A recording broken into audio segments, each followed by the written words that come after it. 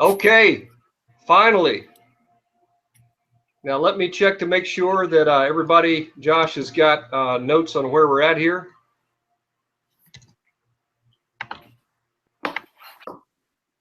One second, buddy. Sure, take your time.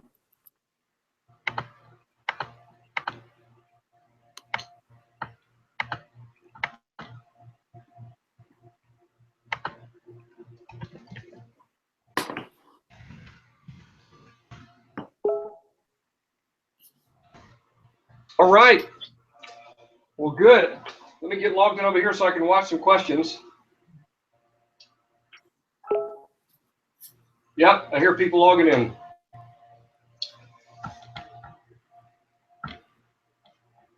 Okay, if you guys are, whoever's watching, you should have the opportunity to submit any questions that you want, and we'll get around to those as we get an opportunity to. You'll give me just a moment. Let me log in so I can monitor it from here.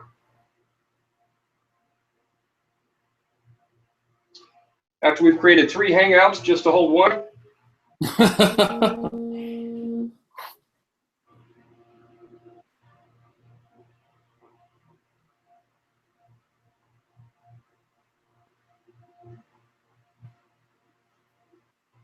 All right. Well, so not sure who all we've got on, but it's recording, and if people are not able to get on, then we can figure out so they can. Well, we'll have it recorded and they can get on later. Give me just 1 second here and let me put one more link. Okay, and everybody got people saying it's working through YouTube. Oh, okay. We're going to go ahead and get started. So thanks, man. I appreciate your patience. It's kind of I told, for those of you who are watching, I told Josh earlier that the charismatic in me wants to blame the technical difficulties on Satan, but that's kind of crazy, so we won't do that. So I appreciate Josh being willing to come and spend some time, an elongated amount of time now, since we've spent a good bit of time publicizing this thing and then having to set up all the technical challenges that we've had. So we'll get started. Josh, I've just got just a series of questions that we want to work through. And first of all, I want to thank you for taking the time, and we wish Ashley could be here as well. You said, I think we talked last night, Josh, you and I did, you said she's traveling right now and not able to be with us. Yeah, and she's, I mean, so we had different roles here in the research project. So when we started this, she was an undergraduate at the University of Northern Colorado, where I'm a professor in the sociology department, and she's moved on now. She's getting her PhD at Vanderbilt, and she still has interest in religion, but I think more so her interests have veered into health and community studies. And so she did a lot of the initial data collection on this project and some of the early rounds of data analysis, and then so I did the writing of the manuscript and sort of guiding the overall project. So you'll hear me, and there have been some other graduate assistants that have played minor roles, but nothing like her. I mean, she was a co-author in the academic sense for sure. Yeah, maybe just since we don't have her here with us, but she's her name's on the book, and if you guys don't have it yet, obviously Church of Refugees, pick it up on Amazon. You're looking at about 142 pages, and probably, depending on how fast you read, maybe an 8 to 12 hour read. So kind of tell us a little bit, Josh, about how the project started. Maybe also explain Ashley's involvement. You give her a whole lot of credit, obviously, in the book, and evidently she's been one of the most magnificent research assistants around. So kind of give us the backstory, Josh, on how you guys met, how this project was born, how it came about, and I'll have a few more questions to kind of tease that out. Sure. So yeah, it's really hard to sort of we had very sort of defined roles here, but it's hard to give her too much credit because the project wouldn't have happened without her. I teach a regular class called Sociology of Religion. We sort of dive into the themes that are common to religions across societies, across time. The dynamics that any group of people getting together to try and do religion face, and that kind of stuff. And Since that's my research area, I tell students, there's always ongoing research. If you have any interest in being involved, University of Northern Colorado, we're a teaching university. That's our primary job, and we see involving students in the research process as a big part of what we do.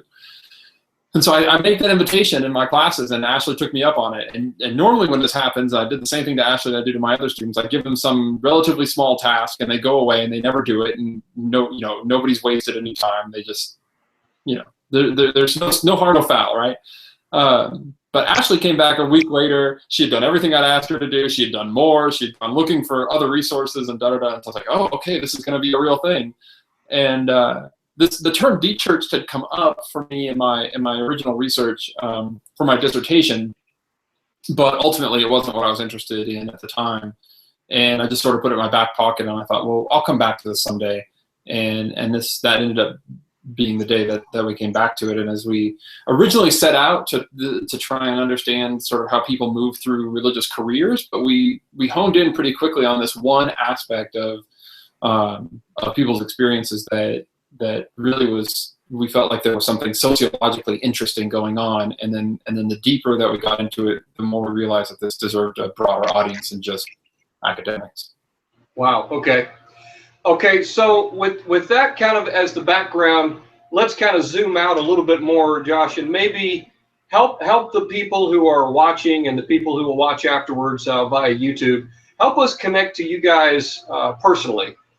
Give us a little bit of background about yourselves personally, family, your church background. Kind of paint a backdrop so we can have something. It's so easy for people to look at a book, look at an author, and have some critical things to say before they even get to know the authors personally. And that's why I like doing these kind of interviews, at least by phone. This is the first one I've been able to do by video. But I think that backdrop is significant so that we understand who you are and as a brother in Christ, and who Ashley is as a sister in Christ. Yeah, so I'm glad that we had the opportunity to do that. I mean, it's not something as an academic that I'm used to doing, but I've learned how powerful that being able to understand something about who's writing the book can be. Ashley and I are fond of describing ourselves as sociologists of religion and religious sociologists, and so we're really trying to walk that line in this book, and with this research, we want to present things that we think as academics and as researchers and scientists are true and that we know to be accurate and factual, but we don't want to overstep those boundaries into telling people how they should run their churches, because we don't run churches. We do both go to church. Ashley's husband's actually a worship pastor. They've been married now for a few years and live in Nashville. I was gonna say a few years. I feel like it was right before, shortly before we met, that she and her husband got married. And I wouldn't say I was raised in the church, but I started going to get confirmed in a Lutheran ELCA church when I was in middle school, and then I've been a churchgoer more or less ever since then. But I mean, like many people, there have been times when nothing fit, when my life didn't fit into church, and then when I wanted a church, there wasn't a church that fit into my life. We lived in Nashville for graduate school. We bounced around. My wife and I bounced around a little bit in our early 20s as we were trying to figure out, how to get the timing right with her. She has a master's degree in therapeutic recreation, works with people who have disabilities, and so we were trying to get that all worked out. As she went to the University of Georgia, and I was in Nashville, and moved to Texas, and then to here, where we actually have a great church here that we really like going to. That is our community in the very real sense of the word, or at least it's a big part of what our community is. We're fortunate enough to have a very diverse community in terms of where it comes from. Okay, so paint that backdrop for us. What denomination are you in? A mainline denomination, or where are you now? No, I'm not opposed to mainline denomination. When we couldn't figure out a way that we could attend church with any integrity for the two of us, where my wife was going to be treated as a second-class citizen, for lack of a better word, or not as an equal to me. And so she's an elder in our church. It's non-denominational. Mainline denominations would have provided the same kind of thing. We didn't find one that we liked. This is actually our church here that we go to is run by run is a weird word. There's only like 75 to 100 of us, so it's not really like we can't pay anybody enough to run the thing. But the guy who started it and who preaches, he doesn't even preach most Sundays now because we're in the season where we're trying to build up new leaders. Anyway, he's a philosopher. He's an adjunct philosopher at our university, Jeff Cook. You maybe have read some of this stuff on Patheos, on not Brian McLaren, excuse me, Scott McKnight's blog. And so Jeff and I are good friends, and so we started going to the church. It's been around now. It's one of these weird ducks in the religious landscape statistically, so it's relatively small, but it's been around now for I think 12 years, which makes it pretty rare for church. But it's great. So it's I like my church because we have a lot of people that do a lot of different things, and Sunday mornings ends up often being a really important time for me personally, but maybe not necessarily for everybody else. And often it's the smallest chunk of time that we spend each week in the building is doing Sunday morning worship because we have a coffee shop attached to it. We're having meetings there. I do a lot of work. I wrote this whole book from the coffee shop in the church. So we're in and out of it a lot, and it becomes a sort of community hub for us, and that's been really good for both people who go to our church, but also more importantly for people who don't go to our church because it has the best coffee in town, and maybe the best coffee in the world, and so we end up getting a lot of people from the city that way. Okay, so you wrote the book from the coffee shop, and the research that came prior to writing the book, were you in that local church there while the research was going on, and you were testing your hypotheses and drawing conclusions? I was, but we were so happy to find the place that we found and to be a part of this community that we made a pretty intentional decision early on not to do any interviews with the people that I actually go to church with. I just didn't see. I had no interest in sitting there on a Sunday morning or being at somebody's house for dinner and having them think that I was taking notes secretly every time I went to the bathroom, or going home and like typing up field notes or anything. And my church isn't that kind of church anyway. I mean, we have a lot of college students, so we transition probably about half of our members, for lack of a better word, every year. They either graduate or they do whatever college students do. So therefore we end up with a lot of nuns and duns and people that are just in weird liminal space. But I just really didn't want to have that part of my brain on when I was at church, and so we were looking for other sources for data.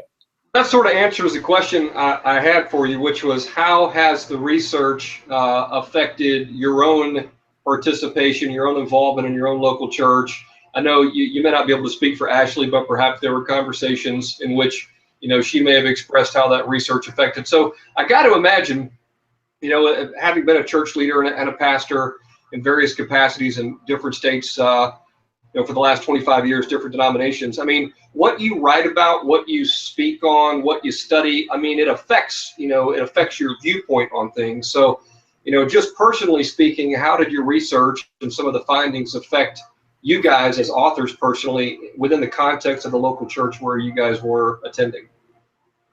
Yeah, well, without speaking too much for Ashley, I'll say that I know it was a big part of their consideration as they were searching for, as her husband was searching for a new job when they moved to Nashville so she could start her PhD program. And as they were thinking about, and even now as they think about what his role there should be and is, and how much of their life to center around that building. It's a tricky position, when you're on staff and it's part of your community. For me, it was, I have a tendency in my personality to dive headlong into things. And as we have decided pretty firmly that we love being in Greeley and we would like to stay here for, as long as Greeley will have us, that we just am very much informed by the kinds of things that I was hearing from people who have been so involved in the church, and then not because I felt burnt out, but because I felt stifled. My wife and I don't want to say I, because that's not true. My wife and I made a real decision to take it slow. And as you know, when you poke your head up, and many churches, especially small churches, when you poke your head up above the sand, they'll grab you and they'll stick you in any position that they can possibly stick you in if they think that you're remotely fit or capable for doing it. And so my wife and I are both involved. Like I said, she's an elder. That just happened this spring. I've been on management team, which is a really good role for me. So I get to do all this. I get to exercise all the sort of organizational, knowledge that I have. But we ultimately make recommendations. We don't actually have any decision-making power, which is really good, because that would have people, I know some things, that's for sure, but I don't know that I know more about my local congregation than anybody else, and I certainly don't want my credentials to make it seem like I do. So it's really good for my power there to be structurally limited. I like that. I think it's a good match for us, and it seems like a sustainable amount of involvement. Awesome. Okay. Well, so let me get into kind of some of the meat of the things that struck me as I was reading, and I have a few questions. So you mentioned that your starting hypothesis was kind of the dominance, is what I wrote down, was the dominance of conservative Christian theology and poor behavior of church leadership with levels of moral corruption. But these turned out not to be true, you said. And so describe for us, if you can, the process through which this realization started to dawn on you that the hypothesis that you started with wasn't true. Was there a particular aha moment, or did it just happen over the course of a few weeks or months? Or maybe you can kind of tease that out for us. So I think we explained in the book that we used chain referral sampling. So we're going from person to person to person here. And really the first, when you do something like that with a group that is not very well defined or not known very well, I would guess that probably the first 10 to 12 interviews that you do are really just sort of you mucking around. I mean, you've got an interview guide, and you've got reasons for asking all the questions that you've asked, just like we did. They were all matched to theories that existed in the scientific literature that we're sort of testing. But those first, I don't know that we actually ended up using any of the data from the first dozen interviews, because we weren't very clear about what we were asking yet, and people weren't very clear about their stories and identifying the right sort of chain referrals. After that, it starts to click in, and we begin to sort of cross things off of our list, like, okay, that's not a thing, that's not a thing, that's not a thing, while other things emerge. And that's sort of the process here is the reflexive process. So as we're doing those initial interviews, we're then transcribing them and analyzing, especially those early ones, as we're going to try and hone in on something here. And I always say, I tell my students, I say, you have a good research project when all of your initial hypotheses end up being wrong. Because like you have hypotheses for a reason. It's because they come from the literature, and if the scientific community is saying here's something that should happen, and you go out and test it, and in fact it happens, well, that's great, and you can write that up, and that we would have done that, and we thought we were going to do that, and we would have put it in a journal article, and it would have been fine, and we wouldn't be doing this, and nobody would we wouldn't have written this book or anything. But if you're wrong, and you're consistently wrong in the same way, then what that means is that you're onto something, and the rest of the scientific community is not onto it yet. And I think in the field of the sociology of religion, I think we've done a particularly terrible job of accounting for the vast array of religious experiences that are out there. I mean, it's just within the last few decades. I think it was like 50 years ago that there was a book written called Protestant, Christian, Jew, and those were your only three choices on the survey. For affiliation, and even as we get nuns added to that in the 1960s, about 1970s, that still is not nearly good enough, I don't think. And so that's really sort of where we wedged our elbows into the scientific world and said, we got to get better at this. And Ashley and I think that when we talk to academics, that's the point that we make is you can care about the duns, and we can that's like a pebble into the ocean. For what it means in terms of the sociological realm. But the boulder that we want to tip over the side is to say, you need to make space for there's a lot more than we currently know about the ways that people are doing religion and experiencing religion in the world. And this book is proof of that. Yeah, I think I would consider myself at this point as one of the duns. And so it was interesting, reading it and kind of participating in the research and participating in the results of the research anyway, participating in the stories that were there. I mean, it's really fascinating how, and I'm sure you guys interviewed, about 100 folks, and we just got the tip of the iceberg in the book. And I think so many people can identify as well. And we've seen that on Facebook and Twitter and whatnot, just story after story after story. It's like, yeah, that's me. Yeah, I struggle with that. Yeah, I've been there before, and yet I've never met these people. I don't know what kind of, denominational background they have. I don't know what kind of religious upbringing they had, but I think it's fascinating to see just how widespread this thing is. And so that's, let me kind of drill down a little bit to, and by the way, I just wanted to say, before I get into my questions about some of the statistics you have, page 142, I love that you said, we have a commitment to data, not an agenda. And I appreciate that a lot. It's very rare to find books that are committed to facts rather than a particular agenda, a particular angle, a particular marketing effort or whatever. And so it was very refreshing reading the data just for what it was. So here's my questions. Getting all kind of beeps. I guess people are lots more people are joining in here.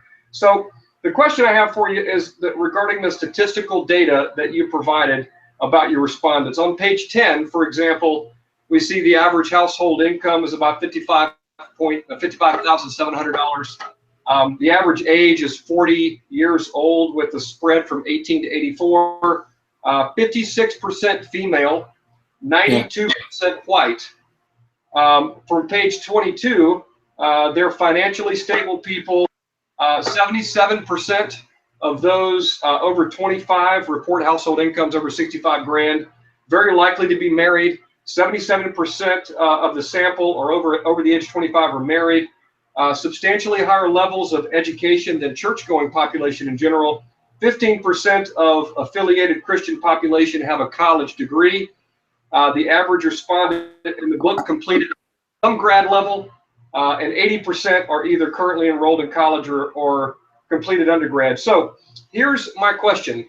Okay.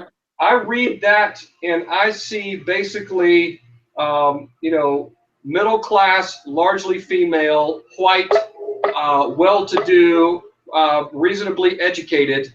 So you mentioned in your book that you did not want to exclude the poor, yet the average household income in the respondents seems high enough to indicate that maybe just a few poor people were interviewed. Is that true? I mean, talk to me about the inclusion of the poor and also of those who are not white. Yeah, good questions. Okay, so a couple things to understand about those statistics first, or the one big important thing to understand about that first is that it's a qualitative study. So I wanted to give some sense of who our respondents were, but we shouldn't take from that and extrapolate to the population of the United States. That we would need a survey, a nationally representative or a quota sample survey, which we've got coming out.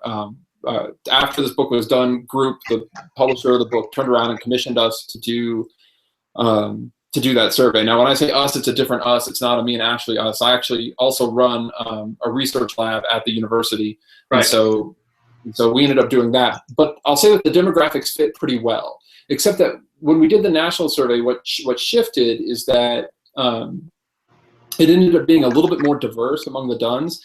And this is what's going to be super interesting is that we also we surveyed people who were almost done, who said that they were still in church but had one foot out the door. And those people ended up being a lot more theologically conservative and a lot more racially diverse, which would indicate that this is a problem. I mean, it's not, I don't want to say problem, because that if you're a church insider, if you're a person who's invested in the institutional church, then this is a problem for evangelical and conservative churches, some of whom have argued that it's not their problem. Coming for them also. So in regards to our book, I think there's some important ways to understand those data, and I believe in them. I think that we didn't interview poor people because I don't think that this is largely a poor person issue. And it's not because the poor are too dumb to get it, or because they just don't have a sophisticated understanding of church. I don't think that's it at all. I think that there's a certain amount of luxury that you have to have in order to pour this much time and effort and energy in your church, and to want to continue to do that kind of work and to be able to continue to do that kind of work even outside of the institution. And when we look at those people, like who is actually structurally situated to be able to do work without institutional supports, well, then you're back to the privileged members of your society. People who are middle class or better with lots of education. In the United States, of course, that tends to be white. The 56% female, that doesn't bother me. I mean, the population is like 52% female, so we're off by just a little bit there. In fact, when we did the national survey, we used gender as one of our quota questions because it seemed to be so close, so dead on, that gender wasn't really playing a role here. And so, yeah, so I think that our numbers, I mean, I know our profile is accurate of the people that we interviewed, but I don't see anything particularly alarming there. What the point we were trying to get across with all of that is that the people that are walking out and walking away, these are the people that they can get stuff done. And what's happened now in the United States in 2015 is that they don't need the church to do that stuff anymore. So maybe some of them were sticking around in the 1950s, 60s, 70s, and 80s who would have liked to have walked out, but then they thought, like, well, where will I get my community, or how will I be involved in making a difference in people's lives? And now we've got a world where everybody's incredibly connected, and getting things done together is easier than probably it's ever been. And where the church once had a monopoly on those things, it does not have a monopoly on organization anymore. Yeah, I think in my experience, I've led and or pastored in 7 churches the last 25 years, and the demographics alone in every one of them were very much the same. There were a few Black people, there were a few Latinos, but largely they were white, middle class. The poor would come occasionally. And of course, it was always an exciting moment, when we were reaching the poor, because they would come, but they wouldn't stick around. And typically, if you have a ministry like some churches may, like a Celebrate Recovery or an AA or something that would attract some of the poor in the community, they would tend to come and still be sort of segregated from the rest of the group, and still not really get deeply embedded and involved and volunteer for a lot of these organizations. So I hear where you're coming from. The thing that's kind of throwing me a little bit, though, is you say on page 11, white people generally have more social and cultural capital than other groups. So right. As you unfold your thoughts on the African American community, what are your thoughts on having another set of research specifically focused on that community? Because that seems like, go ahead. No, that's a great question. So part of chain referral or snowball sampling says that you'll get accurate data as long as you start your snowballs in diverse locations. And at a point, Ashley and I actually had a conversation about whether we should intentionally go after African Americans in the United States, and we decided against that. And here's why.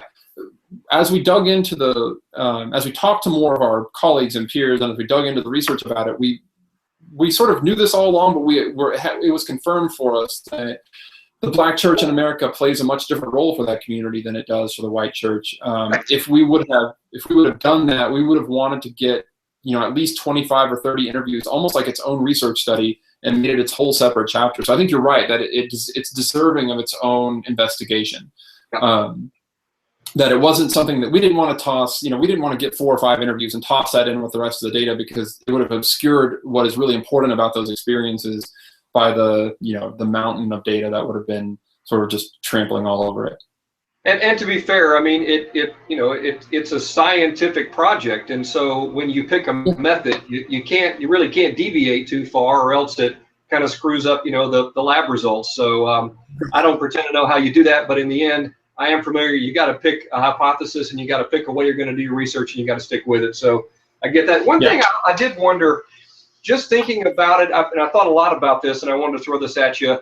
That's been kind of mulling around in my mind the last couple of weeks. Not only the Black community issue, because that church is completely different for them than it is for middle class white folks. But I wonder how much, Josh, personality plays into this. I wonder what it would look like, what the results would be if all 100 of the respondents were to take a DISC assessment or a Briggs-Meyer profile. I wonder, do you think in your research, you're just trying to take a guesstimate here, and just you just throw something out here. Do you think that there's any, if you were to start a hypothesis on another set of research, do you think that what would your hypothesis be with regards to the common denominator of personality in all of these people who would call themselves duns? So I can never remember what, the type 1. I'm a sociologist, not a psychologist, right? So I can never keep all that stuff from undergrad straight. Who can remember anything they were taught in undergrad? So the personality trait that like sticks out most to me is one of the people that would rather get things done than be right. So in other words, like there's not there. My dad would say these are not touchy-feely people. Like there's not, in general, there's not a need to come together and pour your heart out until we all get on the same page and then move together, move forward together as one. This is a group that would just, in general, rather see stuff happen, moving towards or following after what they believe is God's calling in their life. And if there's some pieces to pick up or some messiness to deal with, then they're more than willing to sort of deal with that messiness and pick it up, and they would like to do it together.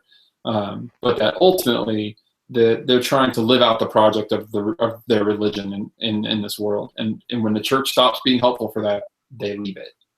Yeah, that's good. It's a good way to describe it. I mean, it would seem to be, at least the only stories we have access to, of course, are in the book. By the way, is there another place where somebody can find online, all of the interviews that you guys did? Is that available anywhere? No, so we've got a lot of, so the interviews are all confidential, so we actually can't do that because there's some identifying information in there and stuff like that. It's all protected by the university's IRB. But there are lots and lots of stories. I would say that the stuff that I haven't seen too much that's happening online that's not pretty much a mirror of what we found. Okay. So if you interact with Wayne Jacobson's stuff at any level, those are stories that are real similar to what we found. If you're familiar with David Hayward and the work that he does as the naked pastor, like those are things that we're hearing pretty commonly. So it's funny. This has been in lots of blogs, and lots of people have picked up on this, and it ends up being this thing where a normal blog post where somebody will get 10 or 15 or 20 comments, and they'll chug along, and you can almost always pick out the one that's about church refugees, because that one will have like 185 comments. We get sort of bombarded in a good way by people's stories, and I've been pleased to see that the anecdotal evidence is matching up with the scientific evidence, so that we weren't sort of systematically making, just getting the same population over and over again. Yeah. So if you're finding that stuff out there, those are real similar to the stuff that we're hearing. Yeah. Yeah, because I started pondering, it's easy for people to make the accusation, and they have before, to me personally, and it's funny because God's kind of teaching me a lot of humility here in these days, because I used to be the one making the comments as a pastor to the people who are in my position now, and having, well, they're just not committed, or they don't understand, or, all these list of reasons that we can provide that are supposedly biblical or theological or ministerial or whatever to explain why they're done with things. And so now I'm on this side of the fence, and I'm sitting back thinking, I kind of know my personality. I'm an ENFJ on the Briggs-Meyer scale. I don't know what I am on the DISC. I think, that whole animal psychology thing, I'm like a golden retriever or beaver kind of thing. And there's all these different ways of describing us. And I wonder, is there a personality trait that's a strain underneath all of us, that would connect us all? And you know what? That's my analytical brain running. There probably isn't. I bet we're all just as different as can be. But just my mind trying to connect the dots. Is there something, that we're not seeing as duns? Right. I don't know, man. It's just kind of a weird place to be. So. No, that's a great question. I wish we had thought of that at the beginning, because it would have been easy enough to sort of administer a moderated version of one of those instruments. But again, that's a sociologist in me that doesn't even think about that at the beginning. Yeah, that's cool. We got, Church Refugees 2.0, in a couple of years we can. You know, it's one of the things you mentioned that we have a commitment to data, not to agenda, and I think one of the things that has allowed me to sleep at night and have a lot of peace around this project is that I have a really good job. Ashley's in a great PhD program. I have a good job that I like very much. I'm not actively writing another book. Like if there's a sequel or something that comes out of this, then that'll come because of an idea like that. We did this book, we did the soundtrack for the book, which we can talk about if you want. Those are the kinds of projects that I'm interested in, and it's not like we're not trying to put food on the table with this book. All right, so yeah, you mentioned the soundtrack. I just heard about it a couple of days ago. I haven't even actually downloaded it yet. So so this is a spin-off project. Tell us a little bit about that and how it came to be, and what you hope that people can gain from it. Yeah, so academics do not normally put out soundtracks for their work. That's a really weird thing to do. Church Refugees, the soundtrack album, is that what it is? That's exactly what it is, yes. Anybody who's interested, you can either search for Church Refugees on bandcamp.com. You can go to dchurch.net, it's there. You can send me an email. You can get it. So what makes it even weirder is that my wife and I are not musicians. So not only is this not an academic thing, but we're also not musicians.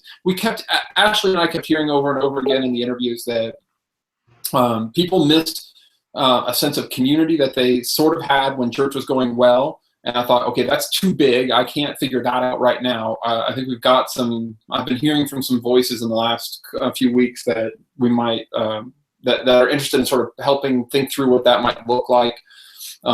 And the other thing that they missed really was that there were no resources for them because everything spoke to the mainstream experience and not to their experience. And music was a big part of that. And I thought, okay, well, I can do something about this. We happen to know a lot of musicians who are Christians also, and some of them explicitly identify as Christian musicians. And so what we did is we took chapters from the book. We sent it out to about 6 of our friends and said, hey, would you mind taking read through the chapter and take ideally take some of the quotes from the people and use them as lyrics to seed a song. And my wife, the promise that we made to them, my wife and I said, because a couple of them are professional musicians, at least 2 or 3 of them, we said, we'll pay for production. So it'll sound like an actual thing, not just, recorded on your iPhone. And so it's one of the things I'm most proud of. The songs are great. We've got lyrics up for all of them. And it was a way that we were able to give back to the people that had spent an hour and a half, 2 hours of their lives sometimes talking with us on the phone, to say, look, here's an album that hopefully speaks to you and you can identify with, and that's songs that maybe you're not going to be singing them the next time you go to church, but that will provide some sort of identification. Yeah, and where can we find that again? You said Bandcamp? So it's at there's a number of places. The album is for sale on Bandcamp. It's only $5. We're just trying to cover production costs, or you can go to dchurch.net. And there's a link. There's a tab there for the soundtrack. Okay, excellent. I hear that these sound bites, these sounds going off while you and I are talking. Are you getting questions on your end? Because I'm watching here and I'm not getting any questions. Oh, sorry. No, I'm not. Okay. Well, maybe the sounds are people just coming in and joining in. And if you are, welcome. Glad to have you a part of this. You mentioned on page 8 that your research is peer reviewed. Is there a place online that aggregates journal articles with other links for us to go and review so we can see how your peers relate to your work and their thoughts on it? Yeah, so we've got So the short answer to that question right now is no. Google Scholar is the place where we primarily get that. And one of the reasons why we wrote the book through a trade publication as opposed to going through an academic press is because it takes so long. Right. So here's the parts that have been peer reviewed and are in the process of being peer reviewed. The research was supported by a couple, maybe 3 internal grants at the University of Northern Colorado, and all of that goes through a rigorous peer review process. The research has been presented at several academic conferences. If anybody wants to nerd out with me at the Sociology of Religion conference in Chicago in August, I'll be happy to talk with you. Or at the Society for the Scientific Study of Religion in Los Angeles later this fall, I'll be happy to nerd out with you there. We'll be presenting, we've already presented data from this project. We'll be presenting more data from this project at those conferences and probably for conferences to come. And then we've got one article that's currently under review that's moving through, moving through the regular stages. I don't see any reason why it's going to get, hung up. And that should, I don't know, we submitted that in January. It's under review. It'll probably come out next spring. Yeah. Okay. All right. You still with me? Yeah, no, I'm there. Somebody just over in the questions. Somebody just posted the link to the Church Refugee soundtrack, which is great. Awesome. Not sure who that was, but you rock. Thank you. Let's see here. Another question for you. It would be easy for the Dunns to kind of categorize your book as a piece of research supporting their personal choices, in their current circumstances, and so. It'd be very easy for them to pick it up and use it as a support system to kind of justify their own current situation or their own feelings. So, but you guys, you and Ashley, you guys aren't categorizing yourselves as one of the Dunns. So, maybe you could just kind of speak to that. I think it's good for as an author for you to have a chance to say, to the Dunns, hey, I understand what you're going through, but don't use my book as a way to, vent out all your frustrations, and you know what I'm saying. It could be easy for them to use your book as a bully club. So yeah, I suppose. And this gets us into a little bit of that question that you asked about what that we've been alluding to about sort of why do this? I mean, as academics, like we don't look. It's a bigger sell for me among my academic peers to convince them that there's real sociology in this book than it is the other way around. So my colleagues are inclined to sort of, on the face of it, dismiss a project like this because it doesn't go through the traditional, system, even though it's, like I said, that research is currently working its way through the traditional system. We just felt like the information was so important that we wanted to get it out there. We wanted to start a conversation. So if people identify with the book, if the Dunns identify with the book, then I would say great. That means we've done our job. That makes me feel really good. What I don't think is particularly helpful, and although I understand it, is when people would want to point to the book and say, see, yep. we told you so all along. We told you so,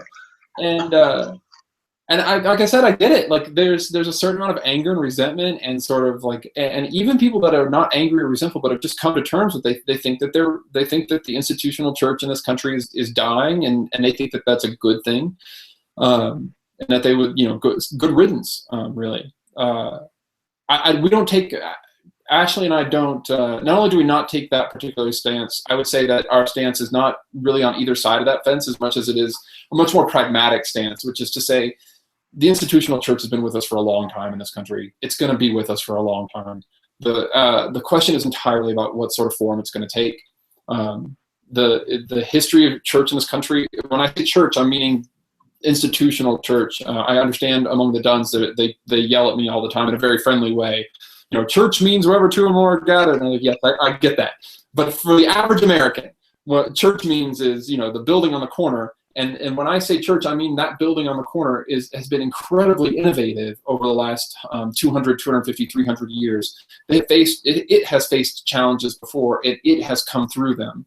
And I would say generally better than before the challenges came. So the way we think about this is as this moment where the Dunns are this really important canary in the coal mine saying, look, we left already because we could.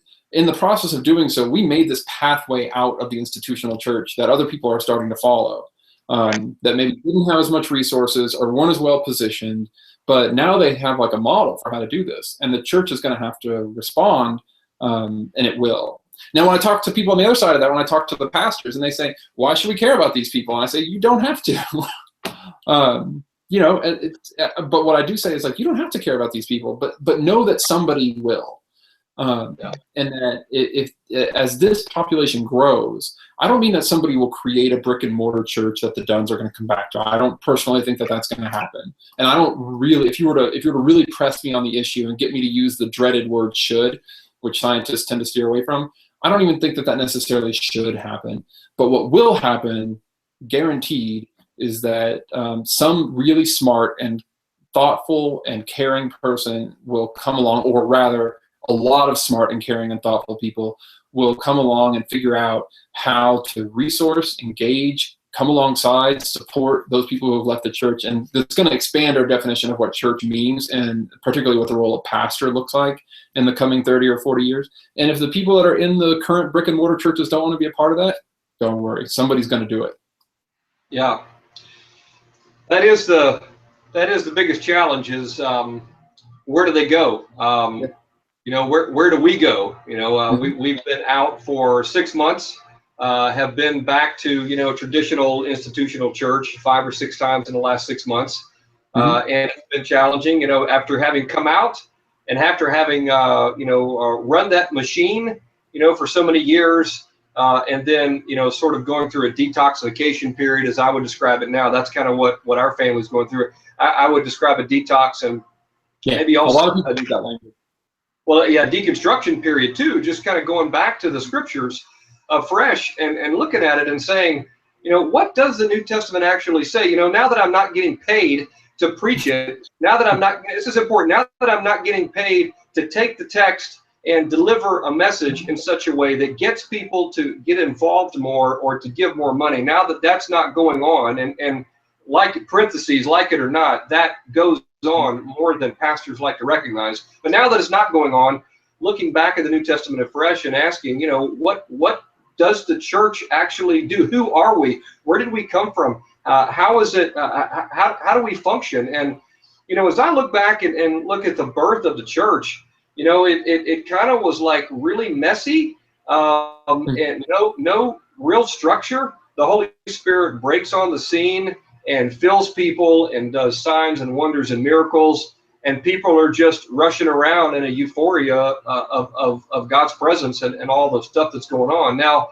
we move from Acts 2, to and it looks like at the end of Acts 2 there was some structure, some organization. Now they're gathering every day and they're worshiping and they're eating together and they're breaking bread and they're singing and they're giving, selling their possessions and giving to other people. So there's some activity, a burst of activity that looked like something particular. The danger, of course, is, and I think this is where the Duns come in, they're kind of tired of taking a result, taking a fruit, and trying to cram it into a structure when it grew out of something. The things that we seem to enjoy reading about in the book of Acts were a result of something happening because of what the Holy Spirit did. And so we take those results and we try to turn it into a system. We try to systematize it, standardize it, and turn it into a structure. And so then we get on that machine and pedal and bike and try thinking what we're doing is going to produce the same thing we read about in the book of Acts, but it doesn't. And we end up just getting utterly freaking exhausted at the end of it, especially leaders, they're pedaling that thing harder than anybody. And so now coming out of it, and deconstructing and saying, okay, how does this operate? How do you want to work, God? How does the Holy Spirit initiate and motivate and make things happen? And then what's next? What do we do? And so finding, I think, community, people who would categorize themselves as one of the Duns, finding community is important. Working with Wayne Jacobson has been very helpful. For those who haven't been able to read, he's got a great book called Finding Church. Probably one of the best books I have ever read. This was such a refreshing book, as well as Frank Viola's book on reimagining church. He wrote the book Pagan Christianity, which just really gave a great insight into the history, and then reimagining church kind of puts that back together. Probably my most favorite.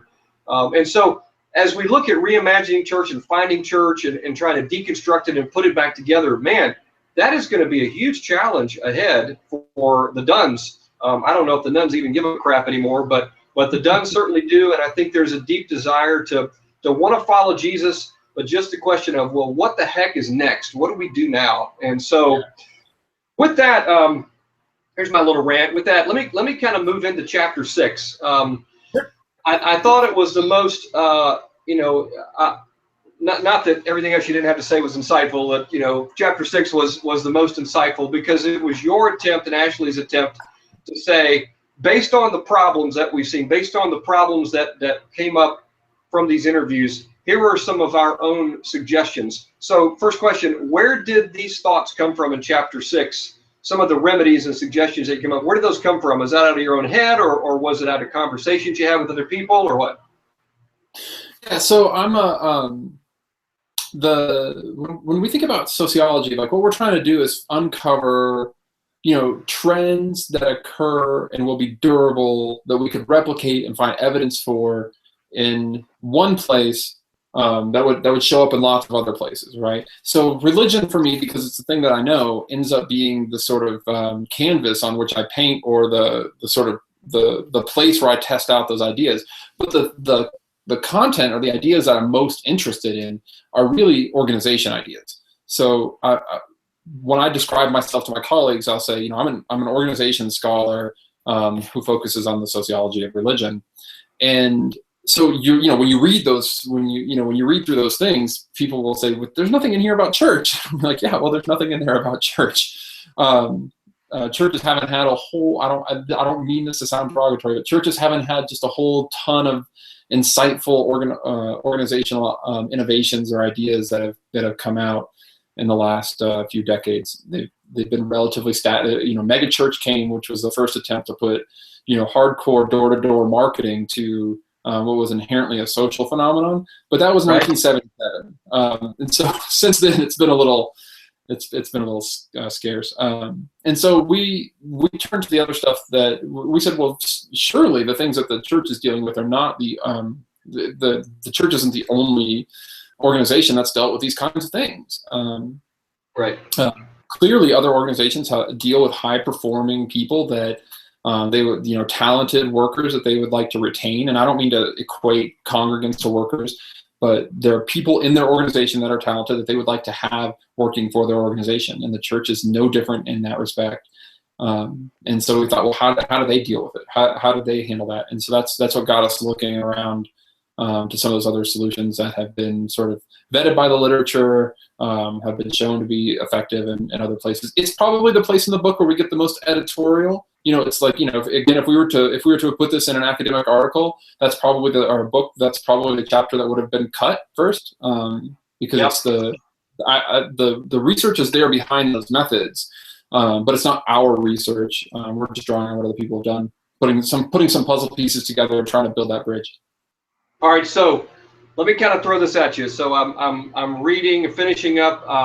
I think a couple of nights ago, taking some notes. My wife is sitting beside me on the couch, and I get done reading chapter 6, and my initial remark was this. All right. Okay. Take it or leave it. My initial remark was, this feels like a bunch of Band-Aids on a very wounded and broken institution. I mean, how would you respond to that? So I would say that I totally understand that, especially coming from someone who's self-describing as a done and in the middle of this sort of detox period, where I think that it is certainly well within your right, and obviously it's your experience to say, like, this thing is broken, and clearly was broken for you at some level. We heard a lot of that, and we kept trying to remind ourselves that even by the most wildly optimistic, and I would say overly optimistic projections by Barna and Kinnaman, we're talking like 30% of the church. I think that number, well, our survey is the survey results are gonna come out here soon. It's gonna show it's less than that, but it's not. It's still a substantial number. But regardless, church is working. The way church is being done now works for, let's say, like 80% of the people in it at some level. And there's no reason, I would say, you may have good theological reason, and other people may have good theological reasons for saying that we should blow it up. But organizationally, our position was you don't need to blow up what's working for the 80% just to pursue the 20%. We strongly feel that you can do both. And so what I understand why they look like Band-Aids to you, and I would say, and you know this probably, if you were to actually think about how to put any of those things we talk about in practice at a church, they don't feel like Band-Aids. They feel like revolutions inside your walls. Yeah. And so we really wanted to offer some things where it's like, okay, look, if you care about this, here are some things that you can do to start in this general direction. And I'll be honest, like that, some of that comes from group. They have we have a really good relationship with them. They clearly have a long history of working within the institutional walls of the church, and they said, like, we know this market, we know how to make things happen in this area. But I've never seen people inside of an organization more committed to turning their organization than the people that we've been working with at Group. Tom and the rest of them, this is his passion project. He firmly believes that this is an issue that needs to be dealt with, and from an organization that started, I think, before I was born, 1977 or so. Been around a long time. He could just sort of coast and ride this thing out, and I think there's a lot of integrity in what they've done with when God left the building, and by supporting this book and developing other resources in this area. So we weren't at all sort of put off by that request of thinking out loud a little bit of what this might look like if we were to try and do some things organizationally. And when I talk to pastors about them, they don't feel like they're Band-Aids. They don't. Okay. Yeah. And I wouldn't think they would, because that's the challenge when you're in the system. Yeah. There's a temptation to always be looking for the next helpful thing. And I think, in my opinion, and a lot of others would share it as well, and that's all it is just an opinion. But media, our culture, entertainment, the publishing industry, I mean, it's all geared in order to sell books, to sell materials, to sell ideas, to get the next biggest thing. And one of the things I think that I've grown weary of is the tendency among pastors, not all of them, but many of them, to kind of bite down on those things, to chase after them so quickly, thinking, I got to get more young people in my church, or I got to keep the ones who are coming, or we want to reach out to this segment or that segment. And so we go after the next seminar or conference or book or DVD series or whatever, in an attempt to try to accomplish some of those goals. And so when I look at some of them, for instance, on page 116, you said you talk about the principle of inviting participation with limits. So I think that's one of the things there is, as you begin to unpack what that looks like, inviting people to come in, inviting people to take charge, giving people a piece of the budget, giving people some room to grow. But then it was interesting because, immediately, I felt the institutional arm come up when we use the word limit, because now the question is, well, who's controlling the limits? I know as a pastor and as an elder once, well, we felt it was our job, to sort of shepherd and lead and control these limits, because we don't want things getting out of hand.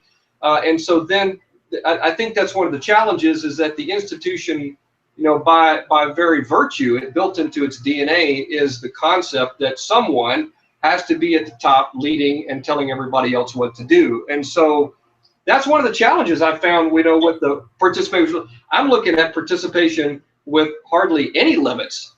The only limits that we see, in the New Testament generally were people who were screwing up the gospel.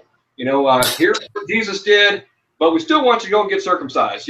Here's what Jesus did, but we still want you to celebrate these special days. And so those were the limits. But otherwise, it was like, man, just go for it. Sell whatever the heck you want to sell to give away, and go where you want to go to minister. And so anyway, that was one of the things. So my question is, your suggestion about inviting participation with limits kind of assumes a fundamental underlying presupposition that there are people who should be controlling things. So there's my toss out. What are your thoughts on it?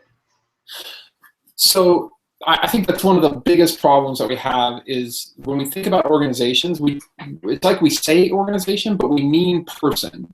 So even like in what you just said to me, you said it presumes that there are people that should be in charge, or a person who should be in charge of setting those limits. And I would I would say no. I don't think that that's true. I think a process should be in charge. or that you should have a system of making these kinds of decisions. People, it's just too much it's too much power to give to people who are invariably going to make mistakes, and they, to try to have to explain themselves. But that's sort of like, that's sort of like an aside and aside and aside. And I can hear the echo in my head of the Duns who would say, "Oh, you just said system, you just said process," and they would sort of, come back to me with that. And I would say, look, like, I don't think that for the people who've already been through this and they're on the other side and they consider themselves Duns, this chapter's not for them, right? It's really not. I don't think they're coming back. Like, we didn't write a manual for churches to be able to get the Duns back. If anything, in chapter 6, what we tried to do was say, like, stop behaving so poorly. In the result will be that fewer people probably will leave. And that you'll create more opportunities for people to be able to live out their calling inside of the church. That may be something that occurs, but really we're just saying, like, be better as an institution, not as a person. Because I'll tell you, I mean, this, like, we talked to so many pastors, and as a group, they're well-intentioned, they're authentic, they care. They've taken on often tremendous amount of personal debt and sacrifice to be able to do the job they're doing. So I don't doubt the integrity of pastors across the board. I doubt the integrity of the sort of systems that they're often left to work within, and we wanted to provide some changes to that system. Yeah. To what extent, as a sociologist, do you think that theology plays in sort of helping leaders in churches construct their systems? I mean, you say that, think of organizations, it shouldn't be people in charge, should be a process. But to what extent, do you think personally that, or let's just kind of talk about this for a minute, about theology playing a role in constructing that process? So again, like, back to the sort of social scientist pragmatist in me almost says, like, it's a moot point.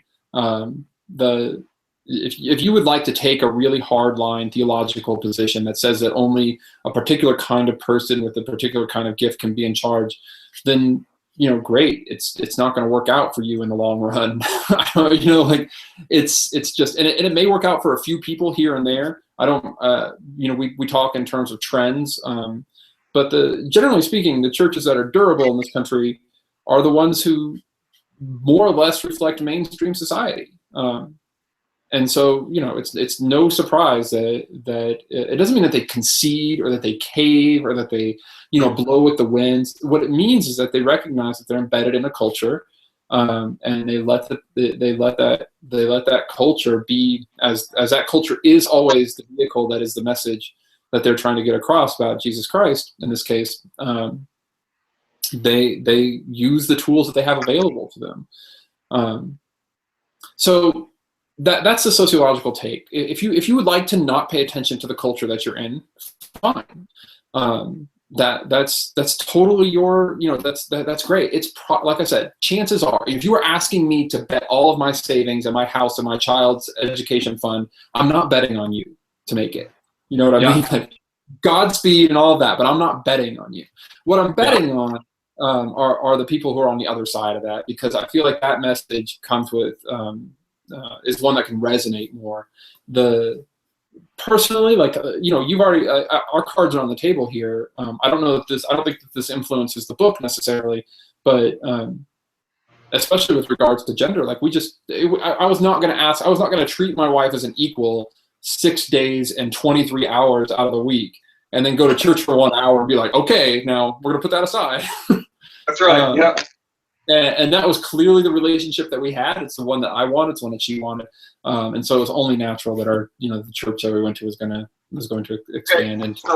So right there, how, what biblical data or information, if any, came to inform your decision to see your wife, in that role?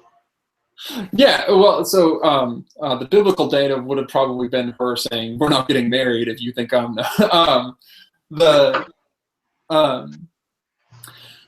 I would say that there are things that you can find by study and reading that I'm really nervous about picking out lines of scripture, because I know where that gets us. Yep. When we read the gospel, the central message that comes across to us is the message of love. And it's a message of love for everybody, not for any person more than another. And that's one of the things that that we have always tried to remind ourselves of. And when I think about, when I pray about, when I listen to God work in my life, there's for me, and you know, we'll get to that in a second, but I don't understand that in any other way than equality. And so that meant that we weren't really interested in a place that had a real charismatic leader. I love Jeff, the pastor at the church that I go to, but he is not what anybody would consider to be charismatic. So we weren't really interested in going into a sort of cult of personality thing or cult of position either. And so that was a big take for us, because it's rooted in that way that we understand the gospel. And I think more than anything, you know, we trust that if we've got it wrong, we trust in a graceful and forgiving God, and if we've got it wrong, then we've got it wrong. Yeah, man, I love that humility, and I love that openness. Moving on, let's see, we've got a few questions here that have come in, so let me throw these. We've got one from it looks like Dan's face, Dan Daly. So we'll throw this out. Love Dan. Data aside, Dan says, I'm curious about Josh's personal feelings about what's going on. What does he think is happening? Any thoughts on what the end game is? And maybe you could, you know, kind of, you know, weave in my question I had for you on, you know, what do you hope the results are for the next 3 or 4 years? Well, I'm really glad we're doing this interview and that it's going to go on YouTube, and I'm glad we finally got the technical stuff worked out. But I was bummed that I don't get to see Dan and chat with Dan. We might have to do that some other time, because he's been on Facebook and other places doing some things that have really sort of broadened my understanding. And so thank you, Dan, for that. I wish we also had James Paul. He couldn't be with us. He's got a small group thing going on tonight, and I wish he could have been here as well. He's another pretty influential one. Absolutely, yeah. And we talked with James back. Ashley and I both have chatted with him back in the winter. I think that what we're seeing here is, and I've talked about this in other places, but it's important, I think, and worth reiterating, that this is an institutional disengagement problem, not a church problem. The church didn't make this by itself, but it certainly contributed to this trend. So when we look across society broadly, we see people are less likely to vote, they're less likely to run for political office, they express less trust in their religious leaders and their education leaders and their universities, et cetera, across the board. Right, people have been disengaging from civic life now at a pretty steady rate for about the last 15 or 20 years, and it's finally catching up to the church. And I think that's largely what we're seeing.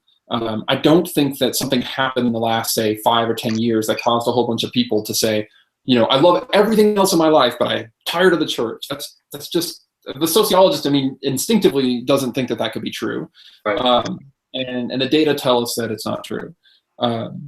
And so it requires then that we think differently about what the institution does and what it can look like. I don't know what that could be. So that's the extent of my crystal ball, right? Is to say, at the very least, is to say, you know, this isn't just your problem. And I think that that's really important, because it means that we can start understanding the issue the right way. So it's not about getting a better pastor. It's not about getting a better praise band.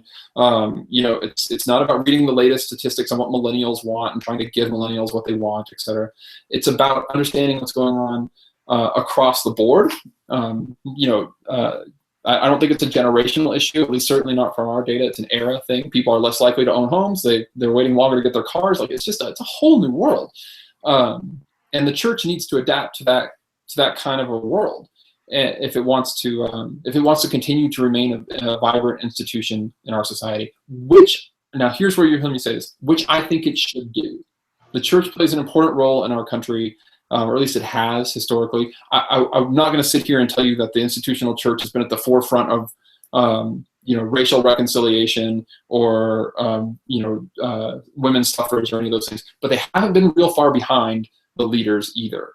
And the ability to take those ideas that are sort of bubbling up and provide some organization and some impulse for those kinds of things, that's an important role that the church plays in our country. And I would argue that it needs to continue to play that role in our country. What we would like for the book to do is to is to really be the place where that sort of creates the tent for these conversations. So somebody said this the other day, and I just tweeted it out, that it was in the AM radio podcast, said, if we're going to extend this, if we're going to use this metaphor of refugees, then we would like to think of our church, the way that they're doing church. I'm not familiar with exactly how they're doing it, but they said, we would like to think of it as a refugee camp. Come and pitch your tent with us and let's hang out. And I loved that idea of having having this. If the book can become that refugee camp, it's temporary. It's a place where we can hang out. It's a space that, a metaphorical space where we can come together. And I feel like, if I can sort of hold the hand of pastors on one side and duns on the other, and we can be the conduit where people can listen to each other respectfully, then I think that we can begin to think about how, as people who are ultimately after the same thing, how they can be supportive of one another. Because I think that ultimately at the end, both groups will be better off with each other than without each other. So I'm going to take it that Dan's happy with the answer to your question, or else he'll hop in here. Please do. Yeah, we have one other user, Chris Fillingham, friend of mine from Athens, Georgia. He's asking, do any of your studies deal with younger kids and their thoughts on the issue of the Duns? For instance, 13 to 21-year-olds. Yeah. So when you go through university studies, the easiest thing to get approved is 18 and over. And since nobody was doing work in this area, we went for the real low-hanging fruit. I'll be honest. We weren't going to wait months and months and months for the IRB to come back to us and say, okay, you can talk to people under 18. But I will say this. So while we don't have anybody who's under 18 in our study, we were surprised that the average age was so low, and so until we started digging into why the kinds of decisions that people make, which is that the Duns are not typically people that go to church, have a bad experience, and disengage. They're committed people. Everything else about their profile says they're super into this, right? So usually they go to church, they have a bad experience, they switch churches, they go to a different church. And even then they have a bad experience, they go to a different church until finally they accumulate enough bad experiences and they say something like, the data of my life tells me that this is not a me problem. We keep trying to change our hearts and we keep trying to conform and fit in, but we keep running into the same roadblocks, and it's not a me problem, it's a church problem for them. And we get a fair amount of pushback on that idea from some hardliners. I would say it's a relatively hardline minority position in the church that says, if you kept getting frustrated, you're the problem. Right. So, and I understand a certain amount of that, but I think it certainly explains the age issue. That one of our hypotheses was that this would be a millennial thing, and it just didn't. It's not a millennial thing. I think it's an era thing, not a generation thing. Yeah, I like the way you described that, because that was one of the aha moments I had around October, November last year. That after being involved in 7 churches, and of course my kids in tow behind everywhere we go. There's this constant, at least the circles that I ran in before, a constant attention and focus on intense discipleship. You need to do this stuff. You need to listen to your leaders. You need to let us help you, with the things that are wrong in your life. And of course, I know that they mean well. I don't think sometimes, and this is me speaking as one, it's really difficult to determine meaning well and just having a problem wanting to tell people what to do. But it occurred to me last October, November, after all of these different events, and seeing, and I told my wife that there are 2 common denominators in all of these churches. The first one is that I have been there. I was there, and all of my baggage, I had all my baggage in tow, and each bag was filled, I'm sure, with wounds and pains and grenades and various things make those grenades go off while you're there. That's there. I'm the key. I'm the problem. But and that's what I carried with me at every church. And then finally it dawned on me, wait, there's another side of the problem as well. Something about the church is broken, and not all of them, and that's just, I want to be really clear up front and say, I don't believe that every church, every institutional traditional church is really systemically broken. I think that there is a personality trait involved in pastors and leaders who struggle with these kinds of things, and I think that there's almost a DNA within a denomination or a church planting movement in and of itself. Somebody is at the helm, kind of giving direction, and it's trickling down, and it creates a certain culture in which people see things a certain way and treat people a certain way. And so all of that kind of combines and converges together to form a context or environment that many times does feel abusive. It feels like the church, the institutional church, is really, as some people have experienced it, is largely, if at all, completely incapable of helping people unpack their baggage, receive them in the love of Jesus for who they are and where they're at, stop the incessant attempt to try to fix and to try to make people conform to certain things. And so, yeah, you're right. It's a twofold problem. Everywhere that person goes, they're the problem. Yeah. But everywhere they go, most of the time, there's an institutional, traditional church problem that's creating a context that causes things to malfunction.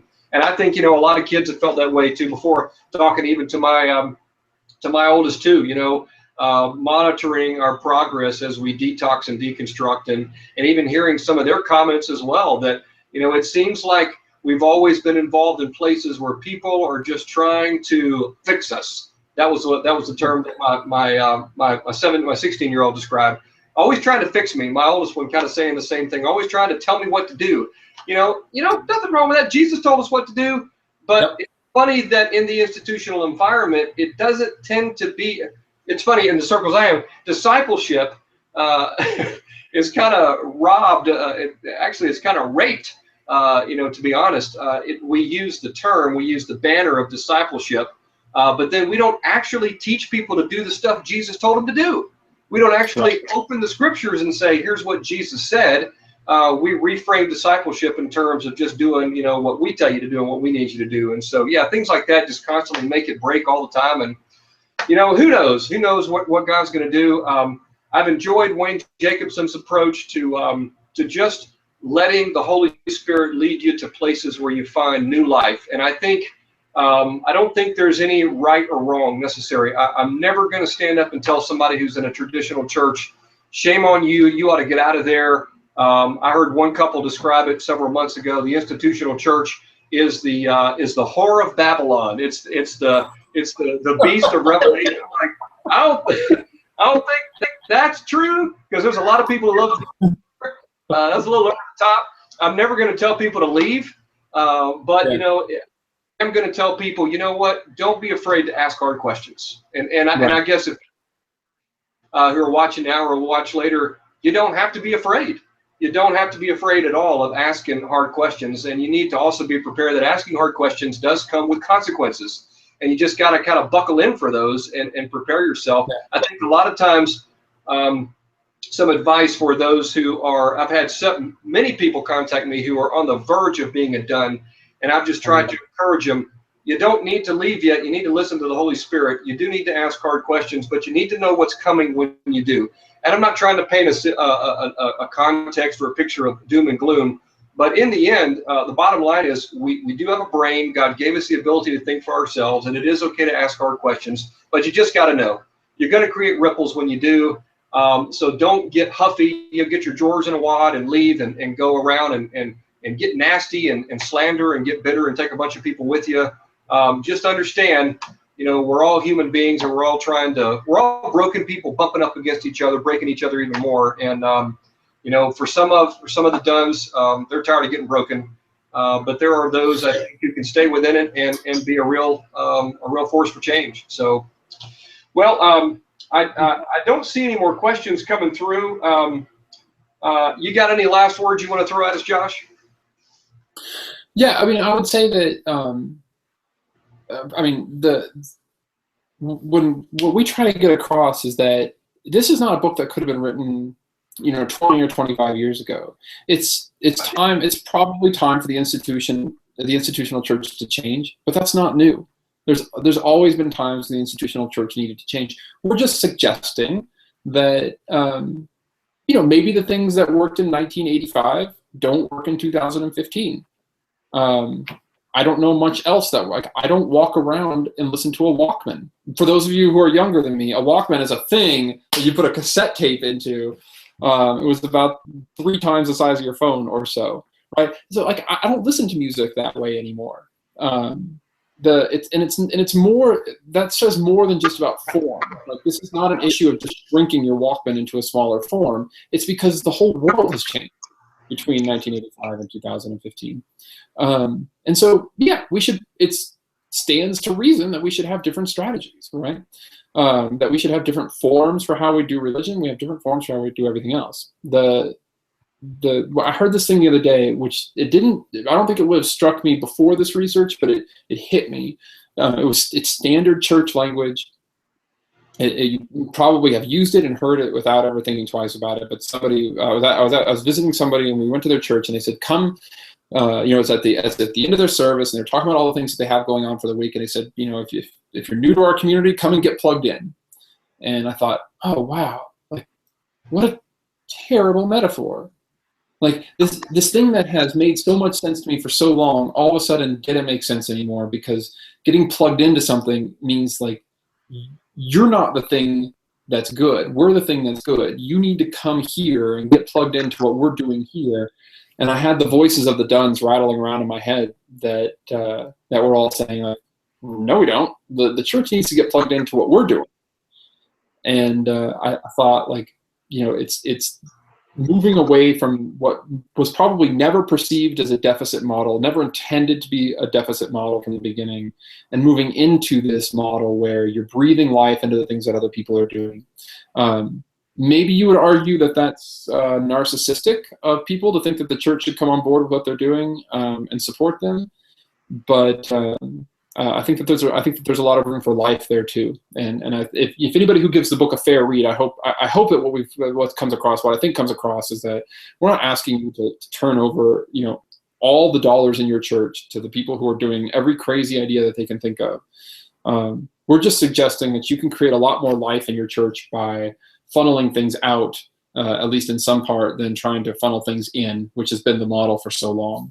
Yeah, and that many people seem to complain in some of the interviews that the institution seem to exist in order to serve itself. That's right. Just creating that slow implosion that can just churn people out. Well, all right. Well, some fun things as we come in here for landing, and I do want to thank, by the way, Raoul Mock.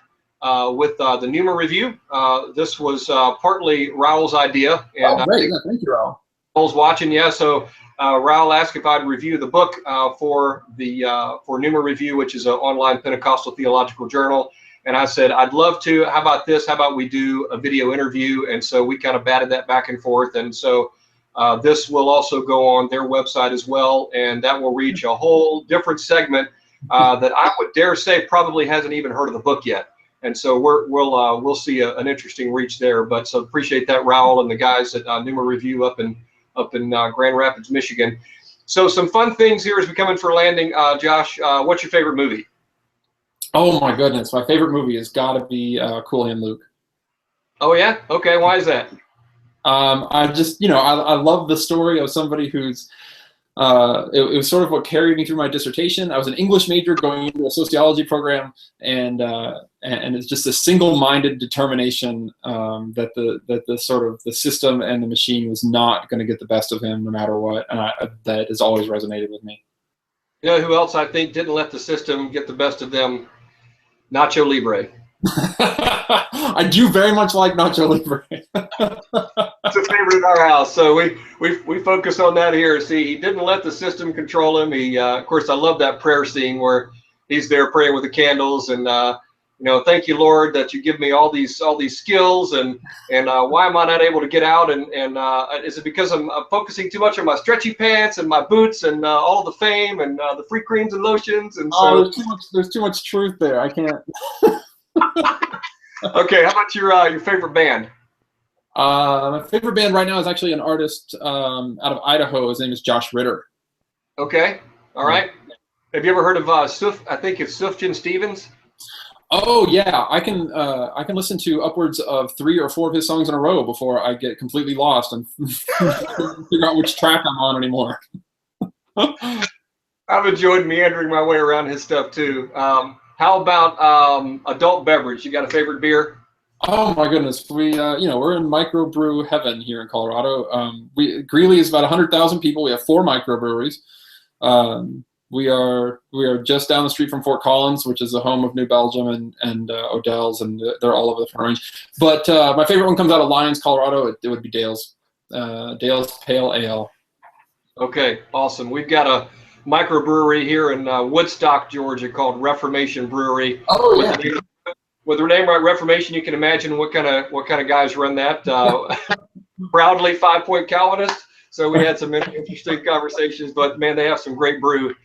Interesting fact about the Reformation and brew. You may already know this. Some people do, but Martin Luther had a stein with 10 ring fingers on each side, and legend has it, according to Christian History magazine years ago, that he would drink and he would exposit one of the 10 commandments, and when he could not exposit one of the 10 commandments coherently anymore, he knew he'd had too much to drink, and his wife would take it away. Because he did, his wife had a microbrewery in the basement of their home. So well, sure. Yeah. Mm-hmm. That's exciting. So last favorite thing to do with your family when you guys are out, favorite hobby, favorite vacation, whatever. We moved to Colorado for a reason, and we're outside a lot. So my wife is a really good golfer. My 5-year-old is a pretty good golfer, and I pick up the rear and smack the ball around whenever we can. So we try to find, when we can get out, when the 3 of us can get out and play, it's a good day. Man, well, unfortunately, we live in Georgia, and we like to be indoors this time of year. I grew up in Texas. I'm familiar. Oh my gosh, it's brutal. So, well, man, thank you so much, brother. I really appreciate the time you shared tonight, and I really hope a lot of people are going to get some benefit out of this. I think this type of conversation is going to carry carry a lot of people further on their journey. It's going to help deepen the conversation, and hopefully, more than anything, it's going to help us have the kind of conversations that will stimulate us to try to find some deeper love for one another and some solutions while not choosing to die on any hills anymore. So, and I can't thank you enough for the work you've done, man. It just, the video doesn't do enough here. Thank yous don't do enough, but it's a massive life work that you've done at this early stage in your life. So thank you so much, brother. Well, thank you. Those are really kind words. And if anybody has got, I appreciate the opportunity to talk. I tell people all the time that I like gathering the data, the analysis I like a little bit less. The writing part I abhor, but it all gets me to the part that I like best, which is that you get to then talk to people about the stuff. And as an academic, it's a real privilege. I mean, often talking to people about the stuff you've done means talking to 4 or 5 other people sometimes. And so this has been great that people have picked this up.